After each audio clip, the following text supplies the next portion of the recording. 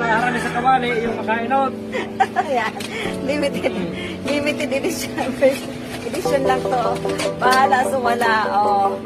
Yan. Ngayon sa kawali, May mga namin ginataang alimasag. Malunggay. Maraming sabaw. yun na, yung sabada ko. Na guys. Seafoods tayo ngayon guys. Ayan. Niluto sa apoy.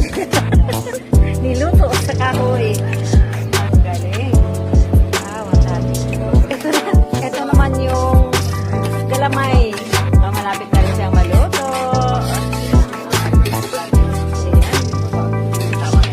Sinangkot siya muna siya, tapos tuyo na, malambot na siya. Siguradong malambot na. Kasi pag hindi siya malambot, hindi siya makakain, makunan siya. Nilagyan na siya ng ricado. Sunod na yung gata maya-maya. Ayan na po, minimikos-mikos na ang ating alimasag. Ayan po, ilalagay na yung ating gatang, kakang gata. Mainit po at mausok. Wow, ayan na. Palalaputin ulit siya patutuloy yung kakang gata. Hipang dagat. Aray, ano to? Iyang ulang hipang dagat. Uy, dami na. Tama naman na. Ulang hipang dagat. So, yung mga wala, pumunta-punta na. Kasi kung sinong nandito, yun lang ang makakakain nito. Masakit daw ano, mahirap daw piliin yung malunggay. So, unahin yung malunggay bago yung alimasa. Ayan. Namikos-mikos na, kainan na. Menu for the day. Seafood with malunggay. Ayan. Ha?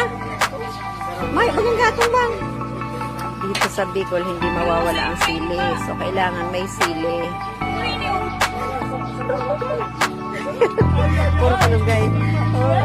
Seafood with malunggay. Menu for the day. Yan. At saka syempre hindi maaalis yung sili. Grabe baka hindi naman makain yan. Uy, tama na. Ulo, bro. Ayan. Yan na ang ating mga seafoods. Ayan, daming kusinero. Ayan. Thank you guys for watching.